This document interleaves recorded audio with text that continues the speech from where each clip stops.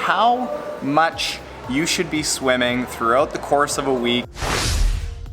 You can start actually backing off of the number of times that you swim and tearing apart races.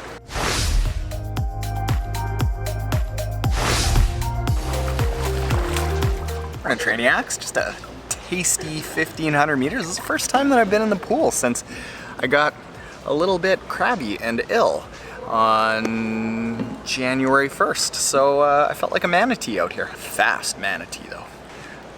All right, Trainiacs, today let's dive into, and I'm gonna talk about swimming, how much you should be swimming throughout the course of a week or training plan, especially if you're just getting into triathlon and becoming familiar with swimming. And I'm gonna break it into 3 phases. The first phase, I'm gonna set the bar at if you are unable to swim 400 meters or yards without feeling out of breath or feeling really taxed at the end of it, like you need to take a big break. If you can't do that, that means that structurally and mechanically, there's a lot that you can work on before you really need to work on getting fit for swimming. And what I recommend for those athletes is, number 1, go to triathlontaren.com/swim drill program. That is a swim video series where I lay out the 15 drills that I sequentially did when I went from literally being unable to swim across the length of a pool to being able to complete marathon swims of 29, 37 kilometers very easily. These drills are going to teach you how to float on the pool instead of sinking down, having sinky legs. It's going to teach you how to control your breath, and it's going to give you the foundation that you need for actually enjoying swimming for the rest of your life. And if you are in this camp, I'd recommend doing those drills as often as you can, because what we're looking to build is muscle memory, and the more frequently you can do something, the easier it's going to be, the quicker it's going to come around. So I would recommend doing these drills about 4 times a week. And if you're doing that, then you're not having more than a 1-day break in between your swim sets, and it's going to be really easy for your body to get used to all these drills and become a really good swimmer. Okay, now let's say that you go through all those swim drill programs and all of a sudden swimming 400 meters is fairly easy. It's time to move on to phase 2, at which point you're going to start building fitness and you're going to build vascularization, all the capillaries, all the veins, basically the blood flow in your upper body. And you do this by swimming quite frequently. At this point, you can drop back of just doing drills upon drills upon drills to build the foundation that you need to move forward. You're going to be swimming at this point about 4 times a week. A Monday, Wednesday, Friday, Saturday swim is good enough. And the distance doesn't really matter. It's more the frequency to ingrain all of those techniques that we built in the first phase. So anywhere between 1,500 meters and 3,000 meters is tons at this point. It's the frequency that we're looking to build. You're gonna end up at the end of this phase very, very comfortable in the water, and you're gonna be ready to go into any race. And at the end of it, you're gonna be able to move on to phase 3, at which point you can start actually backing off of the number of times that you swim and tearing apart races. And there was a series of 2 years where 1 year I did all the drills, built that foundation. The next year, all I was swimming was 3 times a week. When I ended up the year after swimming 4 times a week, my swim times in a sprint went from 13.5 minutes down to 11.5 minutes, and I really didn't change a whole lot with my technique.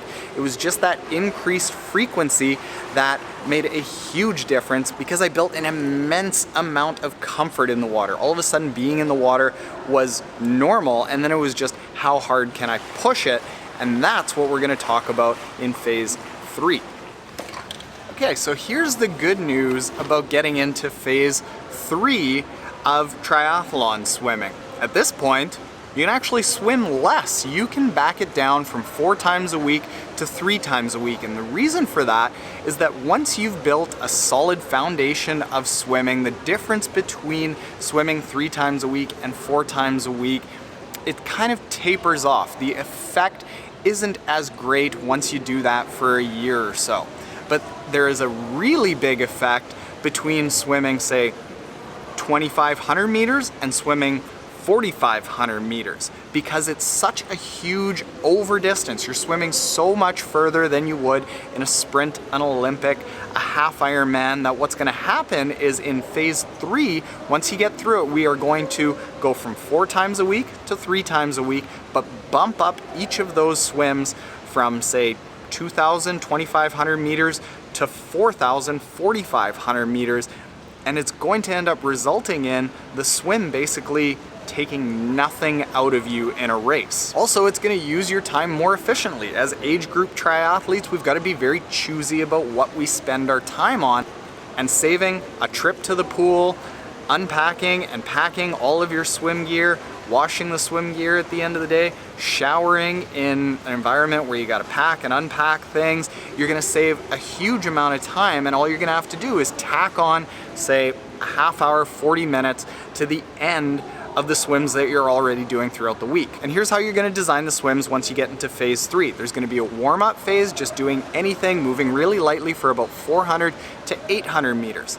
Then, this is critical, you work on your technique while you're still fresh and you're not so beat up that you can't feel and perceive your body awareness. So you're going to do technique then for about 400 to 800 meters. Then you move into the main set, which will be anywhere from about 1,200 meters to 2,500 meters, and this is doing a ton of fitness, high intensity. You're really working on building that top end of swim fitness. And this is actually the swim protocol that our triathlon group uses, and we've got some of the fastest swimmers in triathlon in the province in there. It's also the protocol that Jerry Rodriguez, who is the guy who has been coaching Lionel Sanders' swim improvement, which has been immense over the last couple years, this is what he recommends. So if you end up following this swim protocol, being patient over the course of, I'd say, 18 months, you can go from literally not being able to swim across the short length of the pool to being able to do marathon swims or triathlons and just absolutely killing those swims, I promise. It just takes a little bit of patience. Swimming, you can't really brute force your way through it, unfortunately.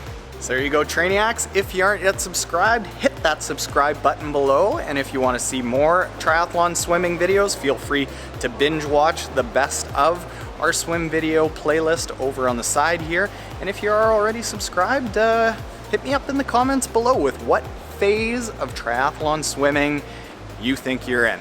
All right, later, Trainiacs.